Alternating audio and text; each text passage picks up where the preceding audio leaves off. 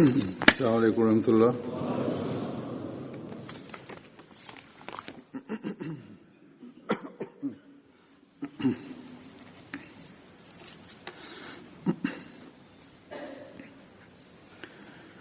अशहदु अल्ला इलाहा इल्लल्लाह वहदहु ला शरीका लहु وأشهد أن محمدا عبده ورسوله أما بعد فأعوذ بالله من الشيطان الرجيم بسم الله الرحمن الرحيم الحمد لله رب العالمين الرحمن الرحيم مالك يوم الدين إياك نعبد وإياك نستعين اهدنا الصراط المستقيم صراط الذين أنعمت عليهم غير المغضوب عليهم ولا الضالين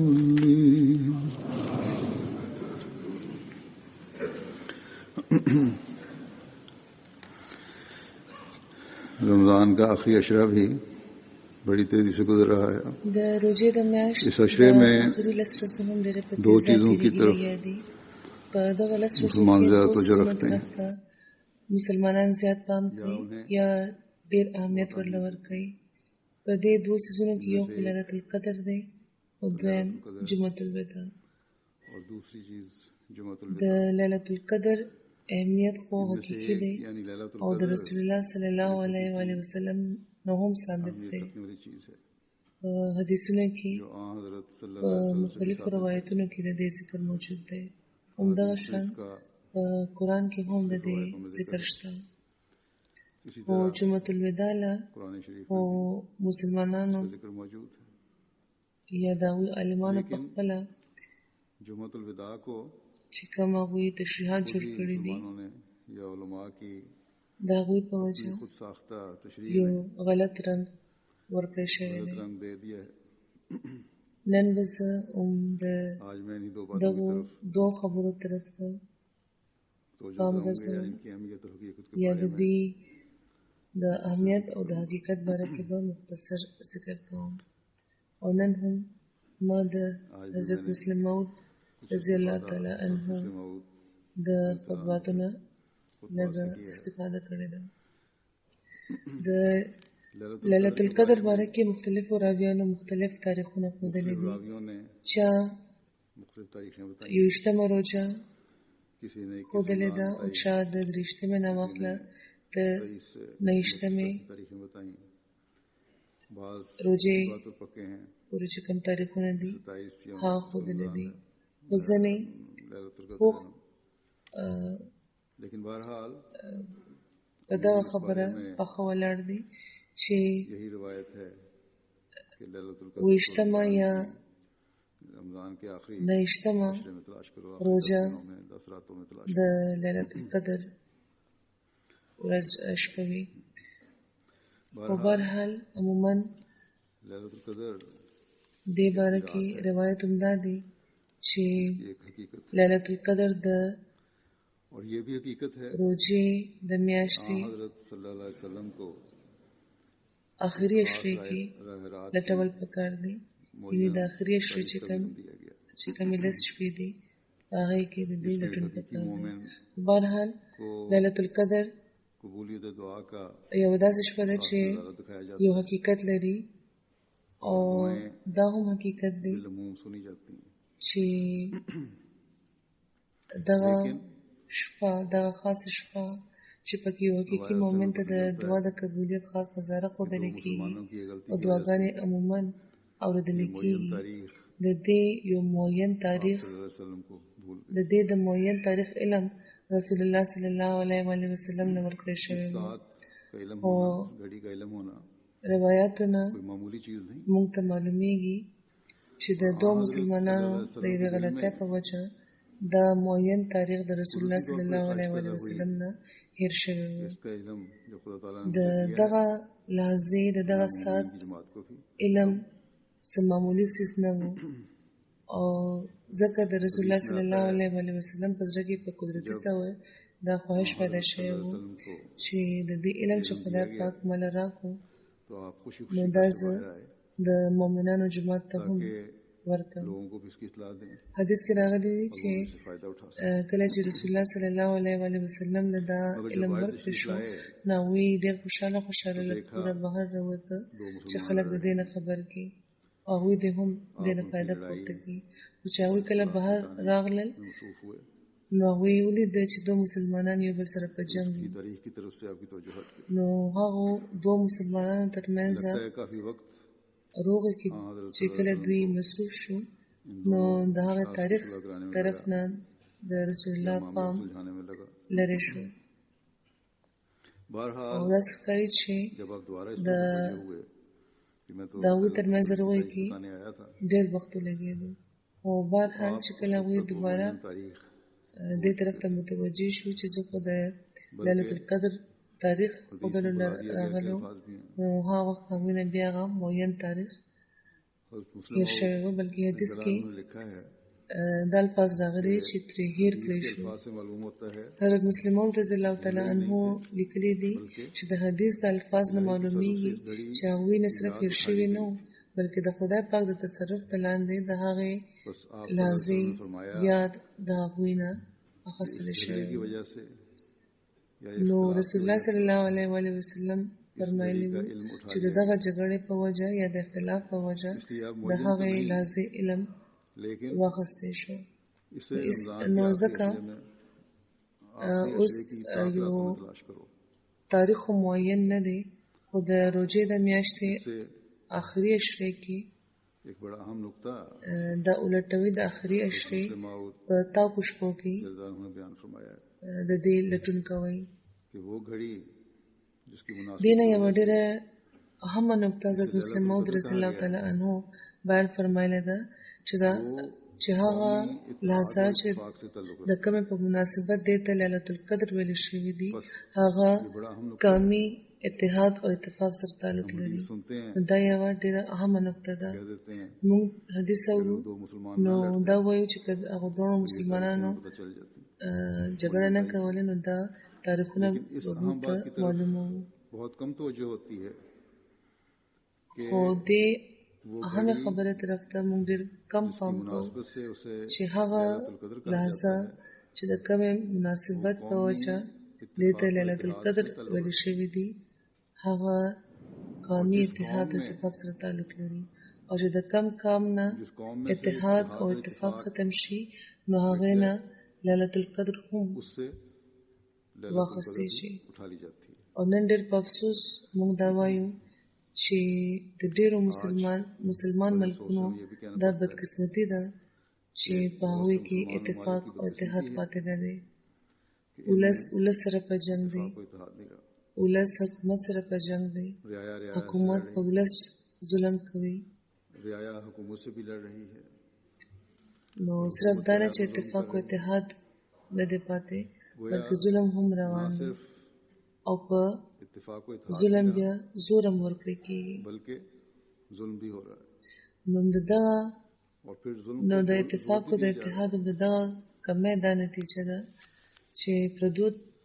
ته هم دا جرأت حاصل دی چې هغوی د مسلمانانو خلاف څه کول غواړي غیروں کو بھی ضرورت ہے همدغه وجه ده چې اسرائیل هم په ظالمانه تور دا وخت معصوم یہی وجہ ہے فلسطینیان وجنه لګیا دي کہ اسرائیل بھی که مسلمانانو کې اتفاق او اتحاد وي او هغوی د خدای پاک چلا جا رہا ہے خدای لاره باندې روان وي اگر مسلمانوں میں مسلمان ملکونه اتفاق و اتحاد ہوتا دومره لوی طاقت لري اور خدا تعالیٰ کے هغوی باندې بیا داسې ظلمونه نه کېدی د جنگ هم څه اصولونه څه قاعدې وي. د اسرائیل په مقابله فلسطینیان هیڅ طاقت نه لري، او که دا ویل کېږي چې حماس هم ظلم کوي،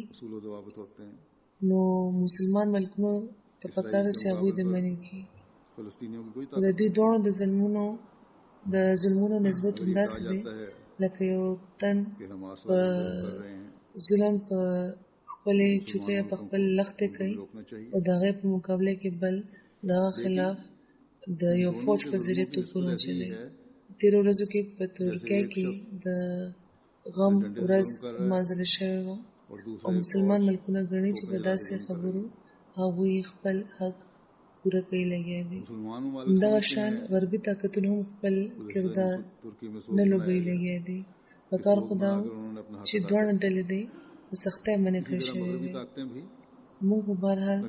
دعا کولی شو چې خدای پاک دې مظلومان او معصومه خلک د دغه ظلمونو نه بچ کړي او امن د قایم شي. همدغه شان مسلمان ملکونو کې دننه او یو بل باندې چې کوم ظلمونه روان دي او فسادونه زیاتېږي لګیا دي، نو خدای پاک د هغوی هم عقل ورکړي. د کلمه ویونکي د یو بل په وینه خپل لاسونه رنګوي لګیا دي، نو دې نه هم دې د خلک بچ شي. یو بل سره دې د دوی اتفاق او اتحاد قایم شي. د دې نه بغیر نه د عبادتونو حق پوره کېدی شي او نه د ارمان د دوی پوره کېدی شي چې موږ ته د لیلة القدر ترلاسه شي. ځکه چې کله چې کام کې اتفاق او اتحاد ختم شي، نو هغوی نه لیلة القدر هم واخیستی شي. صرف شپې او ظلمتونه او تیارې بیا د هغوی مقدر وي، ترقي یې ودرېږي. د لیلة القدر معنی دا دی چې هغه شپه چې پکې د انسان د قسمت اندازه کېږي او دا فیصله کېږي چې راتلونکي کال کې به هغه سره څه معامله کېږي، هغه به تر کومه وده کوي او ترقي به کوي، کومې فایدې به هغه ته ترلاسه کېږي او څه زیان به هغه ته رسېږي. د انسان د ترقۍ ټولې فیصلې په لیل یعنې په ظلمت کې کېږي. د دې ترقۍ مثال حضرت مسلم موعود جسمانی ترقۍ سره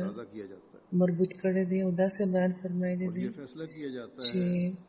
قرآن نه معلومیږي چې د انسان جسمانی ترقي هم متواتر په ظلمتونو کې کېږي. د مور په خېټه کې د پیدایش کوم ټوله سلسله ده د ماشوم، نو هغوی چې د مور په خېټه کې د ډېرو ظلمتونو یوه مجموعه وي. د مور په خېټه کې د ډېرو ظلمتونو مجموعه وي او هماغه مجموعه د انسان د جسمانی ترقۍ فیصله کوي. هملته د ظلمتونو په هغه مجموعې کې د انسان د جسمانی ترقۍ فیصله کېږي. او که هغه ورځو کې پرورش ښه ونه کړی شي، نو ماشوم کمزوري وي. او دا خو ثابته ده چې د مور د ظاهري ماحول په ماشوم اثر وي. همدغه شان د مور د خوراک وغیره هم په ماشوم اثر کېږي. که ماحول ښه نه دی، نو د ماشوم اخلاقي حالت به ښه نه وي. ان تر دې چې کم وریدونکي میندې وي، د هغوی ماشومان په دنیا کې یو لوی کار نشي کولی، بلکې ځینې وخت د بیروني خوف د لاسه چې کم ماشومان پیدا شي، هغوی بیا په دماغي طور کمزوري وي. د حمل دوران ښه خوراک او د ښه ماحول د ماشوم په صحت ښه اثر پرېوزي. همدغه وجه ده چې اسلام د حمل دوران ښځې لپاره روژه نیول نه ده خوښه کړې او دې نه منع کړی شوی دي، ځکه چې دې نه د ماشوم په پرورش کې کمزوري پیدا کېږي. همدغه وجه ده چې شریعت په دغه حل کې طلاق هم نه ده خوښ کړی، ځکه چې د دې په وجه چې کومه صدمه کېږي، د هغه هم د ماشوم په پرورش ښه اثر نه کوي. همدغه وجه ده چې په داسې حال کې اسلام نکاح ناجایزه ګرځولی دی، ځکه چې د جذباتو هیجان په وجه د ماشوم په پرورش بد اثر پرېوزي. بیا اسلام ښځې او خاوند ته د شیطاني خیالاتو نه د بچ کېدو دعا ښودلې ده چې داسې بد خیالات د پاغوی کې پیدا نه شي چې په راتلونکي اولاد کې هم پیدا کېدای شي. بیا دا دعا د دواړه کوي چې زموږ رګونه په چې کوم شیطان د وینې سره روان دی. حدیث کې راغلی دی چې د هر انسان په رګونو کې وینې سره سره شیطان هم دی. نو دا دعا پکار چې دا شیطان له موږ لرې کړي چې اولاد هم د شیطان نه پاک وي. نو شریعت د ماشوم پرورش لپاره په دغه ورځو کې خصوصا د احتیاط تعلیم ورکړی دی. یعنې هغه ورځو کې چې کله دا په ظلمات کې وي، په تیارو کې وي، او د احتیاط دا سلسله تر هغه وخت جاری وي تر څو چې د ظلمات سلسله جاری وي. همدغه شان ماشوم چې کله د مور پیس کې نو هغه ورځ هم د ظلماتو په سلسله کې راځي، ځکه چې هغه ورځو کې هم ماشوم د خپل ژوند لپاره د دنیا طرف ته متوجه شوی نه، بلکې د مور طرف ته هغه متوجه وي. نو هغه ورځو کې هم مور لپاره د روژې نیولو ممانعت دی چې د ماشوم په پرورش او د هغه په صحت بد اثر پرېنځي. نو همدغه شان نو لکه څنګه چې جسمانی ترقیات په ظلمتونو کې کېږي، همدغه شان روحاني ترقیات هم په شپې کې کېږي. د هر کام روحاني ترقی هماغه عمره وي لکه څومره چې دا کام ابتدایي قرباني وي، او د هغه د ترقیاتو د عمر معیار د هغه ليلة القدر وي. هم ځکه رسول الله صلی الله علیه و آله وسلم فرمایلی دی چې څوک چې په خدای پاک څومره ګران وي نو هغه عمره هغه ته ابتلاونه راپېښېږي. بس موږ ته دا یاد لرل پکار ده چې موږ هم ځینې ځایونو کې ابتلاونه نه تېرېږو. عمده ليلة القدر دی. دغه ابتلا په وجه د حقیقي ليلة القدر لټون هم په دومره شدت کېږي. د دعاګانو طرف ته توجه هم دا وخت پیدا کېږي. خدای پاک طرف ته په خاص ډول انسان ټیټ شي هغه وخت چې کله هغه په تکلیف کې وي. عمده بیا د تربیت او د پرورش دور هم په کامیابی تیر کړي. خو که په دې کې موږ د خپل اتفاق او د اتحاد معیارونه ضایع کړل نو د ليلة القدر صحیح فایده به پورته نه پرېږدو. که موږ خپلې قربانۍ د خدای پاک رضا ګڼو او کوو نو هله به کامیابی موږ ته ترلاسه کېږي او ورسره یو نوی ژوند به موږ ته ترلاسه شي او په یو نوي رنګ کې به موږ وړاندې راشو. یو بل سره اتفاق او اتحاد که د خدای پاک رضا لپاره موږ قایم ساتو نو انشاءالله د ترقۍ نوي منزلونه به موږ وګورو. نو دا یو ډېره اهمه نقطه ده چې پکار ده چې زموږ هر تن د خپل باندې وساتي چې کله د ليلة القدر نه موږ په کامیابی تیر شو نو د ترقۍ کولو او په دې کې د وړاندې تلو فیصلې به هم غیر معمولي وي. فیصلې به خدای پاک کوي، دعاګانې به خدای پاک کوي، ليلة القدر به هم هغه موږ ته ښیي. نو ځکه د هغو خبرو پابندي ضروري ده چې د ليلة القدر د ترلاسه کولو وجه جوړېږي. بیا مطلع الفجر به هم غیر معمولي وي او سره د غیر معمولي کامیابیو به دا نوې ورځ به موږ ته ښکاري. نو د ليلة القدر نه فیضیاب کېدو لپاره پکار ده چې دا خبرې د تل زموږ وړاندې وي. ليلة القدر د قربانۍ د هغه ساعت هم دی چې د خدای مخې ته قبول شوی وي او چې کومه د خدای پاک مخې ته قبول شي نو هغې نه لویه د نفع بیا بله سودا نشته. نو کوشش د داسې قربانو پکار دی چې قبليږي. مثلا په اسلامي جنگونو کې یعنی په جنگ بدر کې کافرانو وژل شوي مسلمانان هم، خو د کافرانو وژل کېدل د هغوی مرګونه د هغوی مړ کېدل ليلة القدر نه و، د هغوی قربانۍ ليلة القدر نه وې. مسلمانان چې کوم شهید شوي وو هغه هغوی لپاره ليلة القدر وه، ځکه چې خدای پاک د هغوی قربانۍ قبول کړې وې، د هغوی قربانۍ مقبولې ګرځولې وې. دا اصول یاد لرل پکار دی چې د کم تکلیف خدای پاک څه قیمت نه وي مقرر کړی، هغه ليلة القدر نه وي، سزا وي، عذاب وي. خو د کم تکلیف چې خدای پاک قیمت مقرر کړي هغه ليلة القدر دی. یعنی ظلمت، هغه ظلمت بلا یا غم چې خدای پاک د بدل ورکولو فیصله کړې وي هغه ليلة القدر. خدای پاک انسان لپاره داسې ساعتونه، داسې لحظې مقرر کړې دي چې په کومو کې هغه قربانۍ کولی شي. هغه قربانۍ د خدای پاک په نظر کې قبليږي. یقینا چې جماعت احمدیه د نظارې ویني. ځینې ملکونو کې د احمدیانو خلاف سخت حالات دي او هلته دغه سختو حالاتو په وجه یا همدا سخت حالات هغوی له د نوي سحر زیری ورکوي او هلته د دغه ليلة القدر په نتیجه کې د دنیا په هر ملک او هر ښار کې د احمدیت نسل زیاتېږي لګیا دی، نوي جماعتونه قایمېږي لګیا دي. نو دینه نور فیضیابه کېدو لپاره د ليلة القدر نور برکتونه راغونډولو لپاره پکار ده چې زموږ هر تن دی د الله وضو کې چې زموږ یو بل سره اتفاق او اتحاد به د مخکې نه زیات وي. او که دا اتفاق او اتحاد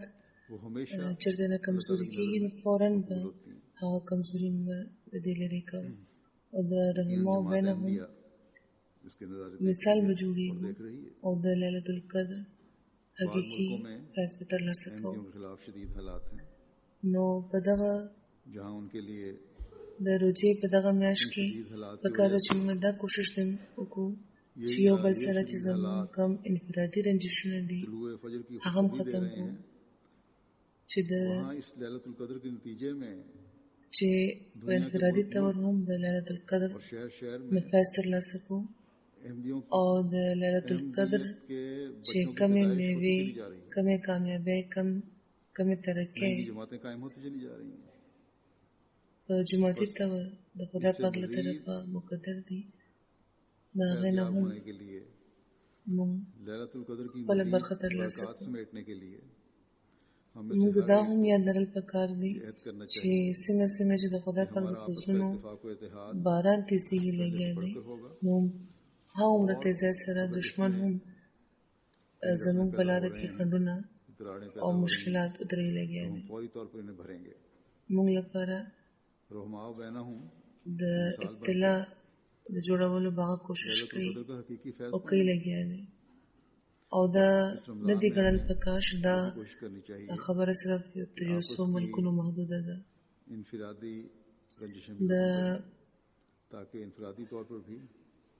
د حسد چې کم اور دی دا ترقي او درولو لپاره خپل پوره کوشش کوي او دا هر ځای کې کوي. خو د ليلة القدر د راتلو زیری موږ د دې د بد اثراتو نه د بچ کېدو او د جماعت د ترقۍ لپاره چې کومې دعاګانې شوي دي د هغې د قبولیت نښې هم موږ ته ښیي. نو تر څو چې موږ خپل حالتونه د خدای پاک د رضا مطابق جوړولو کوشش وکړو نو د ليلة القدر فیض به هم موږ ته ترلاسه کېږي. और ये नहीं समझना चाहिए د مؤمنانو مقصد کوشش او خواهش دا وي چې د جماعت حسد की आग ترقی को په هغه اعلی معراج وګوري چې د کومه وعده خدای پاک موږ سره کړې دي ये करेगी او حضرت مسیح موعود علیه السلام लेकिन سره مصیبتونو پس के आने की موږ ته پکار ده چې په هغه बद असरात से बचने طریقه د دغه ترقیاتو کې د خپل برخه خاصو کوشش وکړو چې کوم حضرت مسیح موعود علیه السلام ته ودلې دي او دا طریقه په دغه دوه خبرو کې راشي چې کوم تاسو خپل د بعثت مقصد باره کې موږ ته ودلې دي یعنی یو دا چې بنده دی خدای ته ورسول شي او دا مدا چې انسان دی د بل انسان حقونه پوره کوي نو دا دوه کارونه دي چې زموږ په ذمه دي چې خپل د عبادتونو معیارونه به هم اوچتو او د خپل اختلافات او جګړې به ختمو او د یو بل حق پوره کولو طرف ته به پام کوو دا اړو کې دي نشي چې حقونه پوره کیږي او بیا رنجشونه هم رنجشونه او اختلافات هم قائم دي نو که په دې اصول موږ روان یو نو د لیلۃ القدر حقیقت باندې به هم موږ پوهیو هغه به موږ ته ترلاسه شي د لیلۃ القدر حضرت مسیح موعود علیه السلام یو ځای کې تعریف داسې فرمایلی دی چې دا د انسان لپاره د هغه د لیلۃ القدر انسان لپاره د هغه وقت اسفا دی نو خپل ژوند پاک کولو لپاره د داسې لیلۃ القدر لټون کوشش پکار دي چې موږ کوو او هغه به حقیقي لیلۃ القدر وي چې پکې موږ خپل ژوندونه پاک کړو دویمه خبره لکه څنګه چې ما وویل د جمعة الوداع ده د دې باره کې عجیبه تصورات جوړ شوي دي دا هم د خدای پاک په موږ یو لوی فضل او احسان دی چې هغه موږ د زمانې د امام د منلو توفیق راکړی دی او د غلطو قسمو خیالاتو نه موږ پاک کړي یو او پکار ده چې د داسې خیالاتو نه دی یو احمدي پاک وي ګینه د احمدي کېدو ورته هیڅ فایده نشته د ډېرو غیر احمدیانو خیال دا دی چې د روژې په آخري جمعه کې که هغوی شامل شو نو کم منځونه چې هغوی لکه څه پرېښي وو یا چې کم منځونه دي هغې نه به هغوی ته خلاصې د هغوی به خلاصې وشي یعنی هر فرض یې پوره شو یعنی د نن ورځې خطبه چې به اورېده او په 2 رکعته لمونځ وکړو نو دا به داسې لکه چې تېرو ټولو ګناهونو نه انسان پاک شي او په دغه موده کې چې د خدای پاک په انسان باندې څومره فضلونه احسانونه وي نو د آخري جمعه د روژې که چا وکړه نو د خدای پاک د ټولو فضلونو او د احسانونو بدل به ورکړي نو یعنې د دغو خلکو خیال دا دی چې د خدای پاک الوهیت نعوذ بالله د دې په دغو څلورو سجدو منحصر دی نو یعنې ډېر لوی احسان یې په خدای وکړو چې 4 سجدې وکړي او د هغه الوهیت نعوذ بالله قایم کړو نو په دغه نیت چې څوک دا جمعه کوي یعنې د جمعې دا لمونځ چې څوک په دې نیت کوي نو هغوی له جمعة الوداع هېڅ فایده نه کوي نه ورله روژې څه فایده ورکولی شي او نه د لیلۃ القدر راتګ ورله څه فایده ورکولی شي هغه به نورو لپاره راځي همیشه دا یاد لرل پکار دی چې د خدای پاک احکامات د احسان په تور وي هغوی باندې عمل موږ له فایده راکوي داسې چټي نه ده چې د دې نه کولو لپاره د انسان باندې لټوي باندې خو انسان هغه څیزونه دپاره لټوي چې د سزا یا د جرمانې په تور وي کم عقلمند انسان په هغه څیز باندې د عمل نه کولو لپاره باندې لټولی شي چې د هغه خپل فائدې لپاره وي. څوک به داسې وي چې دا سوچ لري چې د هغه د اولاد نه وي، د هغې بیماری دی ښې نه شي، هغه به خپله یا د هغه ماشومان د علم نه محرومه وي، د هغه خپلوان د هغه ملګري د په آرام کې نه وي، د هغې اولاد ته د عزتونه ترلاسه نه شي. دا هېڅوک هم نه غواړي. بانې خو هغو خبرو دپاره لټولې کېږي چې دینه بدلې خبرې دي، دینه جدا خبرې دي. بانې انسان هغو څیزونو لپاره لټوي چې ورلپاره ګرانې وي. د مشکلاتو نه بچ کېدو لپاره انسان بانې لټوي. نو که د خدای پاک د احکاماتو نه د بچ کېدو لپاره که موږ بانې لټوو، نو د دې مطلب دا دی چې د هغه احکامات موږ یو قهر، یو مصیبت او غم ګڼو. نعوذ بالله. حالانکه د خدای پاک احکامات او د هغه له طرفه راغلې هره خبره او د هغه هدایت زموږ ښې دپاره، زموږ آرام دپاره دی. نو پکار ده چې د هغه د احکاماتو طرف ته موږ پام وکړو. که دا احکامات د عبادتونو باره کړي یا که نور متفرقه احکامات دي، دا ټول زموږ ښې لپاره دي. نو د هغه حکم که موږ چټي ګڼو، دا به بیا موږ د دې مطلب دا چې موږ ځان د هغه د فیض نه محروموو. دا همیشه یاد لرل پکار دی چې موږ له ژوند راکولو والا او په دې دنیا کې چې چا موږ رالېږلي هغه خدای پاک دی، او موږ چې په دې دنیا ته رالېږلي یو، نو زموږ د ژوند یو مقصد هم موږ لپاره ټاکلی دی او فرمایلی دی چې وما خلقت الجن والانس الا لیعبدون، یعنې ما پیریان او انسانان دې لپاره پیدا کړي دي چې هغوی دې زما عبادت وکړي. نو چې د پیدایش مقصد دا دی چې وما خلقت الجن والانس الا لیعبدون، دا د یو خاص ورځې یا یو خاص جمعې سره دا نه دی تړلی شوی، بلکې هر مونځ او هره جمعه فرض ده د هغه نفلونو نه علاوه چې انسان د خپل طاقت او د حالاتو مطابق کوي او د خدای پاک نور قرب حاصلولو لپاره. د یو حقیقي مؤمن دا کار دی چې د خدای پاک په احکاماتو باندې خپل پوره طاقت سره عمل کولو کوشش وکړي، او په خاص ډول عبادت چې د ژوند بنیادی مقصد دی، هغې خو ډېر زیاده توجه ضرورت دی. او بیا دا چې د عبادت بې فایدې دی، بلکې د هغې فایده موږ ته رسي. د خدای پاک الوهیت خو زموږ د عبادت نه بغیر د خدای پاک الوهیت خو زموږ د عبادت نه بغیر هم قایم دی او قایم به وي. خو که موږ د هغه عبادت کوو، نو د هغه احساناتو سره سره د هغه د انعامونو پر احسان به هم موږ شو او د هغوی نه فیض به موږ ترلاسه کوو. دا خبره تل وړاندې ساتل پکار ده چې موږ خالص ایمان لرونکي به موږ هغه وخت بللی کېږو چې کله د خدای پاک په احکاماتو موږ عمل کوو.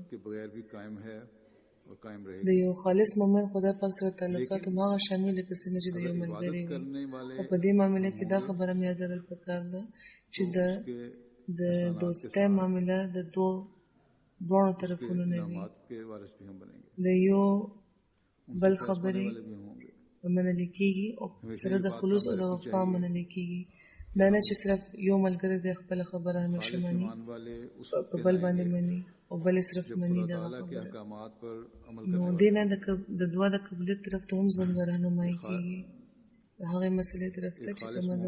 دعا د قبولیت مسله ده چې د خدای پاک په احکاماتو که موږ عمل کوو او سره د اخلاص که موږ عمل کوو، هغه هم بیا زموږ دعاګانې اوري.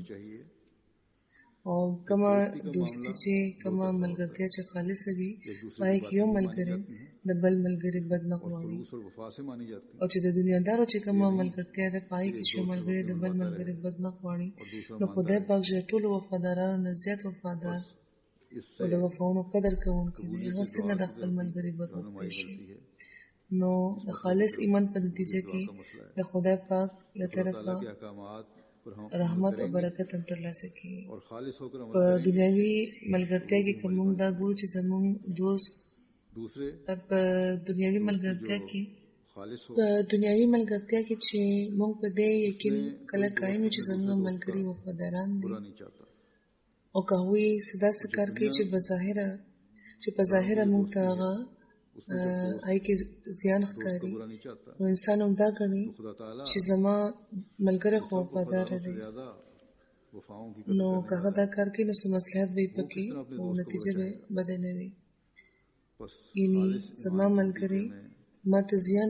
رسولو لپاره دا کار نه کوي بلکې نیت یې د فایدې دی. نو خدای پاک باره کې دا خیال به څنګه کېدی شي چې هغه موږ له څه تکلیف رسول غواړي. خو کله چې موږ د هغه په احکاماتو عمل نه کوو نو یقینا چې دا به ګڼلی کېږي چې موږ د هغه احکامات مصیبت او عذاب ګڼو، او که دا حل نو بیا یقینا چې زموږ ملګرتیا زموږ دوستي رښتونې نه ده، یا بیا خدای پاک نعوذ بالله خپل ځان کې د رحمت د شفقت صفات نه لري او ظالم متدخوی او سختگیره دی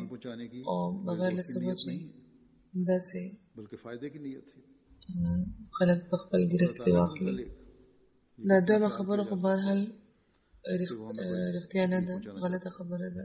دروغ دی. خدای پاک خو بهرحال رحیم او شفیق دی او زموږ په دوستۍ کې، زموږ په ملګرتیا کې، زموږ د ملګرتیا په رښتینولۍ کې څه نقص کېدی شي. کمزوري کشته نو زموږ خپل ځان کې به موږ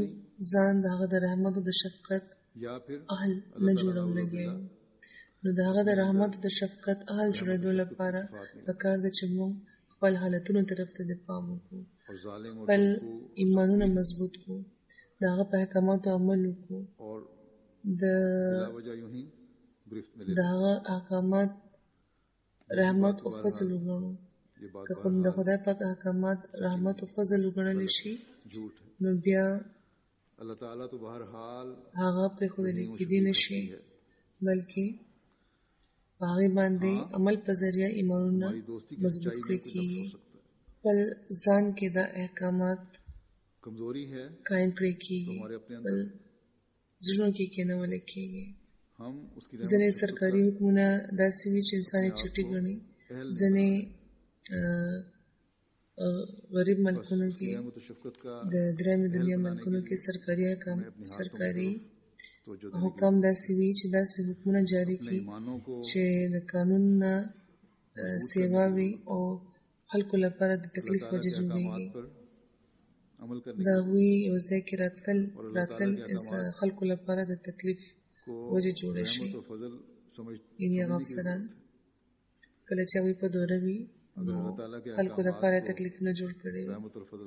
او بیا د خلکو دا کوشش وي چې خدای دې وکړي چې دا افسر د چېرته رانه شي، خدای هم ته خلاص کړي څه طریقه. خدای پاک احکامات د ظالم حاکم احکاماتو په شان نه وي بلکې رحمت وي او په هغوی باندې عمل نه کول د تباهۍ علامت جوړ شي. د خدای پاک هر حکم رحمت لپاره راځي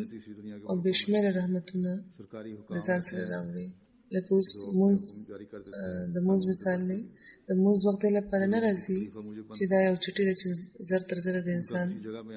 د ځان خلاص کړي، دا یو بوج دی چې ځان ته خلاصول پکار دی. او همدغه شان روژه هم ده، د دې لپاره نه راځي چې بس موږ د داسې تېره کړو، فرض دی ټوله دنیا روژې نیسي لګیا ده نو موږ هم ونیسو. همدغه شان نور عبادتونه دي، نو د دې لپاره نه چې بس همداسې پوره کړی شي ځکه چې ماحول دا تقاضا کوي او بس ځان ته نه خلاصول پکار دی، بلکې مؤمن تل دا څیزونه ځان سره د ساتلو کوشش کوي.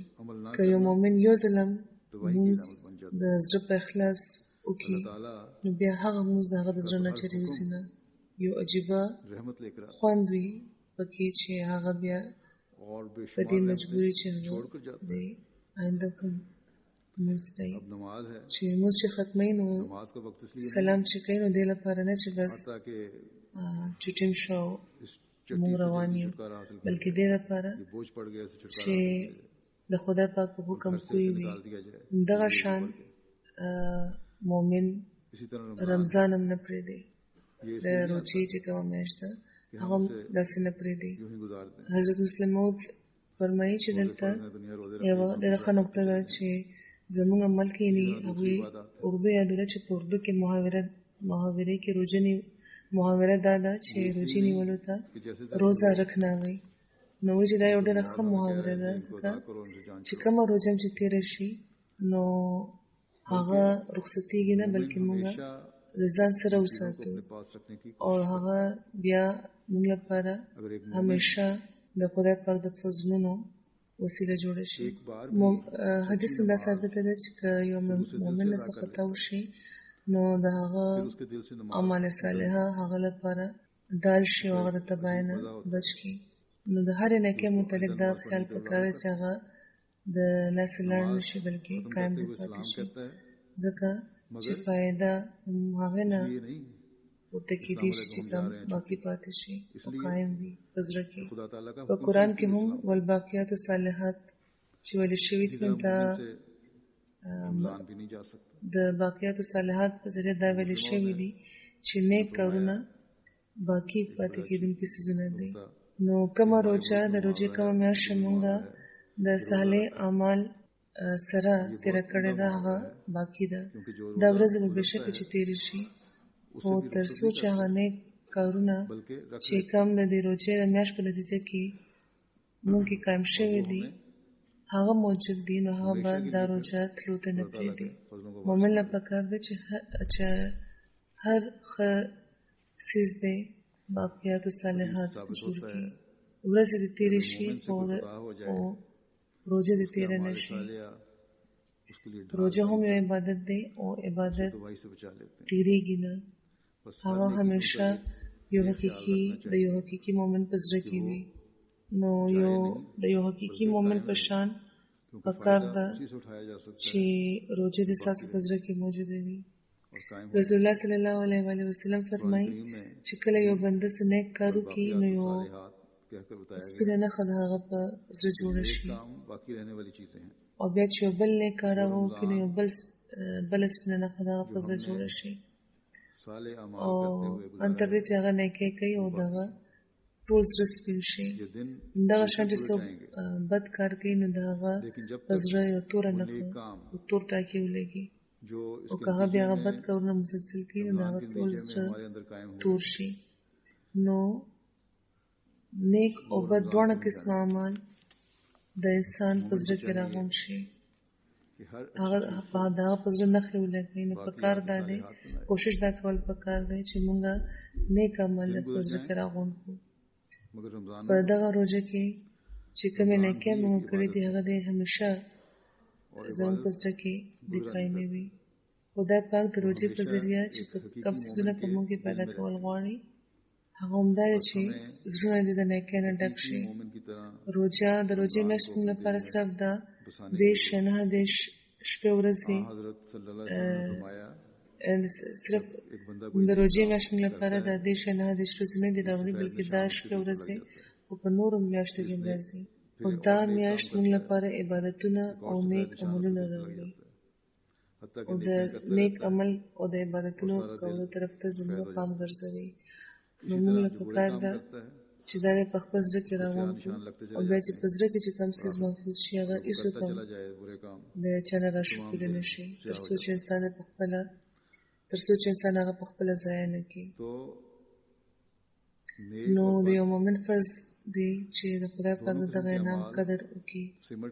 تل یاد لرئ چې دا جمعه د لپاره نه دراغلي چې موږ دې دا وکړو او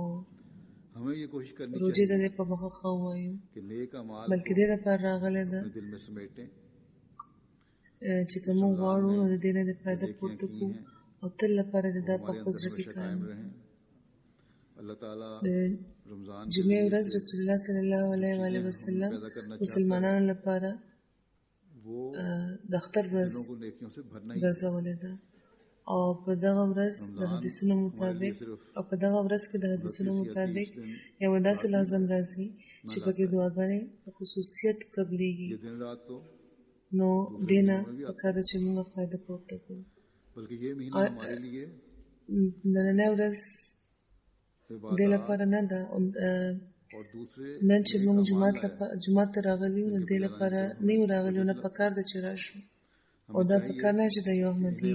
سوچ دی چې خدای پاک دا وایي چې د روزي په صورت کې چې کوم مصیبت زم په سر کړو شکر دې چې نه ناغه هغه نه مونږ خلاصي ولګي بلکې موږ دې لپاره دلته راغلي چې په دې مبارکه لحظو کې دا دعا وکړو چې د روزي د میاشت په 3 ورځو کې تیر شي خو یا خدای چې د روزي په حقیقت او په دې میاشت کې چې کوم عبادتونه کم نور نیک عملونه موږ کړی دي هغه د زموږ په زړونو کې محفوظ شي چې د موږ نه جدا نشي او په دې لحاظ که موږ د نننۍ جمعې تعریف وکړو یا د نننۍ جمعې فیض پورته کړو نو دا به یو ډېر بابرکته استعمال وي او دې جمعې سره په راتلونکي 3 ورځو کې که روزه موږ نه تېره شي او بیا چې کومه نیکي موږ په دې روزه کې کړې دي هغه موږ هېرې کړو دا به ډېره بدقسمتي وي په دنیا کې زوی چې د پلار جدا کېږي یا مور چې د زوی نه جدا کېږي یا رور چې د رور نه جدا کېږي نو په دې څوک خوشحالېږي نه بلکې ملګري او خپلوان هم چې یو بل نه جدا کېږي نو هغوی نه خوشحالېږو موږ هله چې د دشمن نه جدا کېږو همدغه شان د روزې په جدا کېدو یو حقیقي مومن چې خوشاله کېدی نه شي د برکت په جدا کېدو هیڅوک هم نشي خوشالیدی کم تن به داسې وي چې د برکت په جدا کېدو خوشاله شي هیڅوک د برکت په جدا کېدو خوشالېږي هغه بدقسمته دی نور هغه ته څه ویلی کېدی شي نو نن اس لحاظ سے اگر آج ہم زمون جمعے کی تاریخ هر تن ته دا دعا کول پکار ده چې خدای دې دغه ورځ تل لپاره بڑا بابرکت استعمال کیا ہے موږ سره وابسته کی او د روزې د میاشتې لحظه د لمونږ جدا نشي رمضان هم سے چلا جائے موږ ته همیشه په دې خبره غور کول پکار دی چې روزه صدا او د دې حقیقت باره کې بیٹا باپ سے او د دې حقیقت باره کې خدای پاک چې موږ ته سویلي دی هغه دا دی لکه څنګه چې ما د روزې د میاشتې په وړاندې خطبه کې ذکر کړی چې شهر رمضان الذي انزل فيه القرآن خوشی ہمیں ہمیشہ هغه مبارک ورځ چې پکې اسی طرح رمضان کې د قرآن نزول شوی رمضان بلل کېږي او چې کله د قرآن نزول بند شي نو بیا د ورځې مبارکې نه وي بیا هغه منحوسې ورځې وي نو د مؤمنانو فرض دی چې په دغه ورځو کې چې د قرآن د لوستو او د زده کړو طرف ته چې کوم د دوی پام هغه دی ټول کال د دوی د ژوند برخه وي ټول کال د قرآن لوستو طرف ته پام پکار دی ټول کال په دې باندې عمل کوشش پکار دی د قرآن د نزول حقیقي مقصد په الګ پوره کیږي چې کله مو دا د خپل د ژوند برخه په خپل زړونو دا نازل او بیا په خپل زړونو کې دا محفوظ کو چې د ژوند په هر موقع دینه فاستر لسکو چې د ژوند په هر منزل مونږه دینه فاس پورته کو خدای دیو کې چې د کوم دوه خبرو نن ما ذکر وکړو د دې طرف دې زموږ پام همیشه قائم وي د دې په حقیقت موږ په یو د دې حقیقت نه موږ خبر یو زموږ ليله القدر دی موږ د کامیابو معراج ته ورسئ د دې حقیقي ادراک د موږ ترلاسه شي او دا جمعه الوداع چې جمعه الوداع ورته ویل کېږي د روزې د میاشتې آخري کومه جمعه ده جمعه الوداع ورته نه ده ویل پکار د روژې د میاشتې کومه د آخري جمعه ده دا دی پکار نه ده چې په دې دی موږ د روژې د میاشت برکتونه رخصت کړو بلکې د دې فیض د زموږ د ژوند او برخه شي او د قرآن د نزول مقصد د موږ همیشه پوره کوونکی لکه څنګه چې ما مخکې ذکر وکړو د فلسطین د مسلمانانو حالت په باره کې په دعاګانو په خاص ډول هغه خلک یاد ساتي خدای پاک د هغوی لپاره اسانۍ پیدا کړي هغوی د مشکلاتونو وباسي او د لمونځ نه پس یو غایبانه نماز جنازه به وکړو چې د مکرم نعیم الله خان صاحب اف قرغیزستان به دوی په 28 جولای کال 2014 د زړه د دورې له کبله 18 کال عمر کې وفات شوي دي انا لله و انا الیه راجعون دوی ته د وسطیشا جوماتونو کې په خصوصا قرغیزستان کې د جومات قیام لپاره غیر معمولی خدمت کولو او د قرغیزستان د قومي جماعت نائب صدر په حیثیت د خدمت کولو توفیق ترلاسه شوی دی حضرت قطب المسیح رابعي چې کله تحریک کړی و خلکو ته هلته د تلو نو دوی هغه وخت هلته تللي وو د کاروبار په نیت خو د دین کار هم بیا دوی ته ډېر کړی دی جوماتي کارونو کې به همیشه دوی وړاندې وو او جوماتي کارونو له به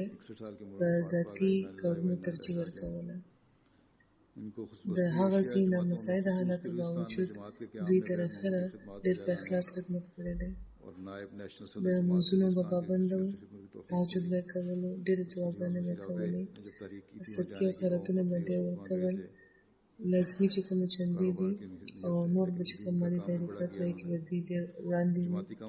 غریب پروره او مخلص انسان وو خلافت سره د مینې او د فدایت تعلق وو د سلسله مبلغین چې هلته به تله نو ځینې مشکلات به هغوی ته پیښ وو نو دوی هلته د هغوی ډېر خیال ساتلی دی د مرکزي مېلمنو ډېر خیال ساتلو ټول مبلغین چې په هغو علاقو کې چاته د خدمت توفیق ترلاسه شوی دی یا ترلاسه کېږي هغوی ټول د دې خبرې اظهار کوي چې دوی جومات لپاره غیر معمولی غیرت او جرأت ولرلو د قرغیزستان کې د جماعت احمدیه مشن هاوس په بیه اخیستو کې هم دوی کلیدي کردار لوبولی دی موسي وو دوی دوه ودونه کړي وو یو پاکستان کې یو په روس کې دوه لوڼه او څلور زامنې دي دوه زامنې ده کوم واده چې دوی په روس کې کړی نو هغه نه د دوی دوه زامن دي د دوی روس کې چې کومه اهلیه ده د قرغیزستان ده هغه هم خط لیکلی دی او د دوی د کردار ډېر تعریف کړی دی خدای پاک دې ورسره د رحم او د مغفرت سلوک وفرمایي او د دوی ماشومان او د دوی اهلیې د اهلیې د هم یو ناصر شي او دوی د جومات په خلافت سره همیشه تړلي وساتي او کومې نیکۍ چې هغوی جاري کړې وي د هغو نیکو د جاري ساتلو توفیق د دوی اولاد ته عطا شي الحمد لله نحمده ونستعينه الحمد لله نحمده ونستعينه ونستغفره ونؤمن به ونتوكل عليه ونعوذ بالله من شرور أنفسنا ومن سيئات أعمالنا من يهده الله فلا مضل له ومن يضلل فلا هادي له ونشهد أن لا إله إلا الله ونشهد أن محمدا عبده ورسوله عباد الله رحمكم الله إن الله يأمر بالعدل والإحسان وإيتاء ذي القربى وينهى عن الفحشاء والمنكر والبغي يعظكم لعلكم تذكرون اذكروا الله يذكركم وادعوه يستجب لكم ولذكر الله أكبر